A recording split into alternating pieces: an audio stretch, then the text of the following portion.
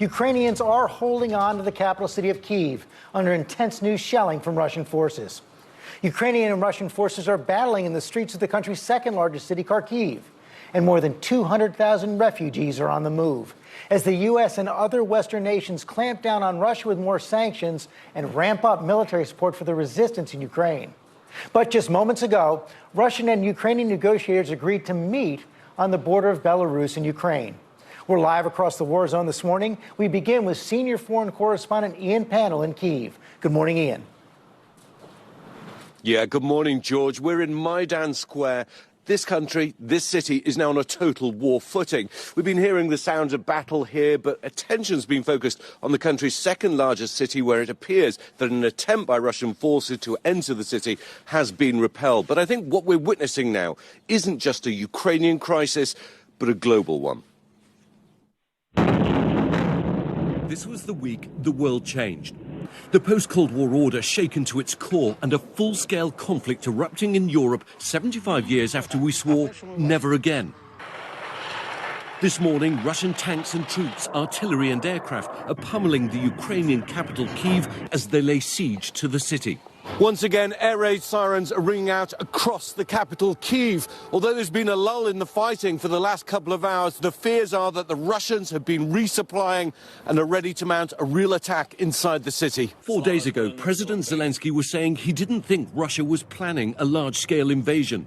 Today, the former actor and comedian has become commander-in-chief, leading his country in defense of the nation, saying our arms are our truth is that it's our land, and we will defend all of this. For months, Putin's kept the world guessing about his intentions, massing 150,000 troops while making extraordinary demands, guarantees Ukraine will never join NATO and that the alliance should pull back from Eastern Europe. The KGB colonel who became prime minister and then president for life has long been a thorn in the West side. Cunning, shrewd, almost venerated as a master tactician, outwitting many a US president. But this week, a different Vladimir Putin emerged. Irrational, risky, paranoid. In an extraordinary hour-long speech, Putin lectured about 100-year-old history and questioned Ukraine's legitimacy as a state, saying, Ukraine isn't just a neighboring country, it's an integral part of our history, culture, spiritual continuum. In the end, recognizing the two Russian-controlled separatist regions in Ukraine as independent. The final piece is now in place for a false pretext Russia's been manufacturing for months, a barrage of false claims of genocide and Ukrainian attacks. In the east, where this crisis was at its most acute, Russian forces have struggled to make advances. In Kharkiv, the country's second largest city, the Kremlin's troops met what's emerging as a defining feature of this conflict: stiff, unified and resolute Ukrainian resistance. Vladimir Putin may have thought all he had to do was pressure Zelensky and he'd fold, but the master tactician may have underestimated his enemy. Despite overwhelming firepower in their favour, the first few days of battle have not gone as well as the Russians expected, according to a senior Pentagon official. Putin has plunged the world into a deep crisis, the West now moving to make Russia a pariah state. President Biden calling it a war of choice without a cause. Putin is the aggressor. Putin chose this war, and now he and his country will bear the consequences. The administration, along with Britain and Europe, introducing a raft of sanctions, targeting Russian banks, business elites or oligarchs and their families, even President Putin and the Foreign Minister Sergei Lavrov. This is going to impose severe cost on the Russian economy, both immediately and over time. NATO activating its rapid response force for the first time in a defensive role in Europe.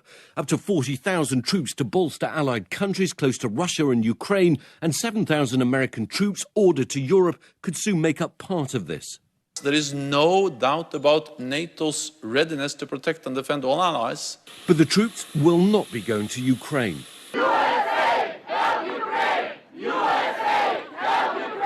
The West's response exposes the limitations of confronting the world's second most powerful nuclear nation. Today, the Ukrainian people may have the world's support and more weapons, but they're in this fight alone. Now, a US official telling ABC News a $350 million package of lethal defensive aid will also include portable surface-to-air missiles. The last time America sent such weapons to help America's enemies was during the Soviet occupation of Afghanistan. Welcome to the new Cold War. Well, George, we've now got this news that the two sides are going to meet at the border between Belarus and Ukraine, although it's hard to see what common ground could exist while Russian troops are on the offensive inside Ukraine. We also have this deeply worrying statement from Vladimir Putin. He's talking about aggressive NATO action, and he's putting his strategic defence forces on a state of heightened readiness. It certainly sounds like nuclear sabre rattling.